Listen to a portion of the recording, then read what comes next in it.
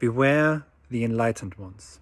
There's something weird I've come across over the past couple of years here in this online space of learning, where there will be those who claim to be authentic and authentic listeners.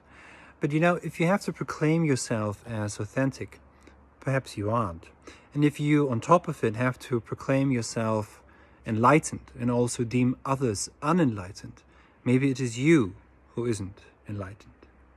Maybe it is you who should perhaps also remind yourself that what really is required is a good portion of self-critique and humility when you engage in philosophy and learning in general. For in philosophy, we are always beginners and always learners and students ourselves, especially as teachers. Thank you.